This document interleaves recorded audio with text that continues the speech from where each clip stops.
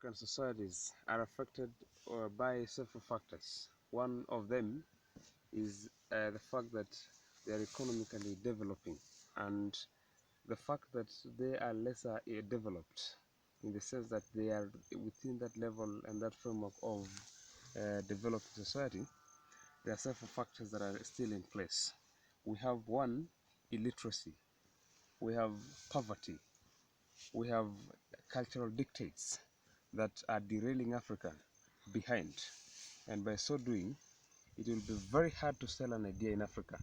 Because selling an idea in Africa and having that substandard society, a society which still embodied itself into status quo, it is driven by cultural dictates. This one makes it hard, at least, to sell an idea. And out of that, the white people have taken an advantage of Africa. They have taken advantage of ignorance in Africa. They have taken an advantage of Africa taking too long to realize itself, realize its potential, realize the resources, and how it can exploit her resources. So out of that, we realize that backwardness has been present in Africa, and most of our governance and most of our African government structures have been very incapacitated and very unable to address all these facts, all these facts and all these problems, these facts that are derailing us behind. And of course, this has been very difficult for our governments to settle our problems, for a better tomorrow, just because of corruption. So corruption has been rampant in this country, in this continent, Africa. So I need to urge all our youth in particular, led by a youth called Talek Youth Association, which is located in Maasai Mara.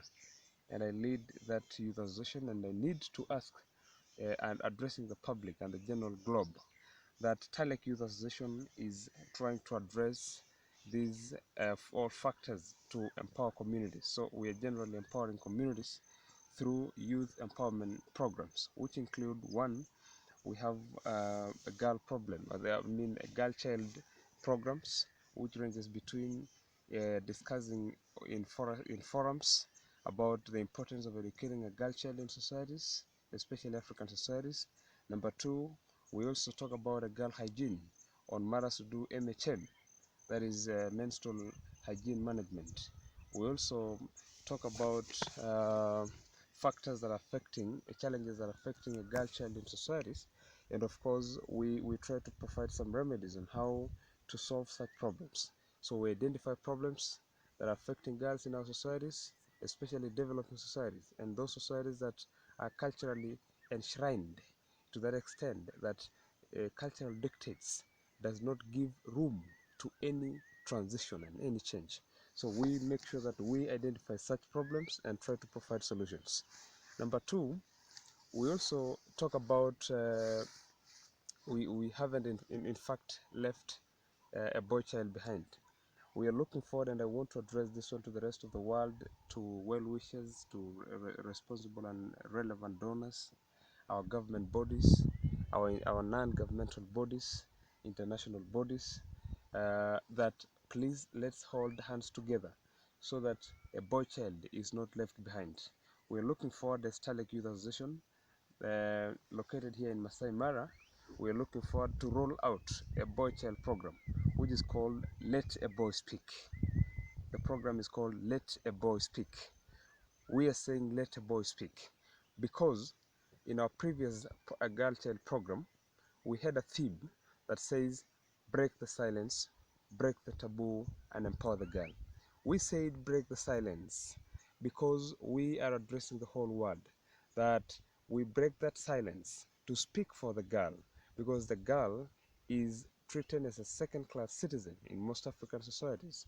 There is a lot of chauvinism, a lot of patriarchy in such African societies, where women are treated as lesser beings.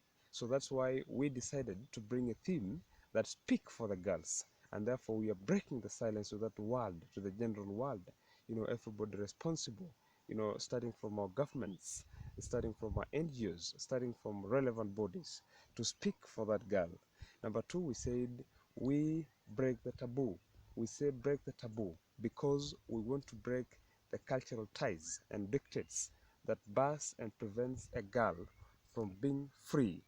For instance, in our developing societies, especially in Maasai societies where I reside from, we find that it is very hard for a girl to address such a menstrual problem, and a basic need.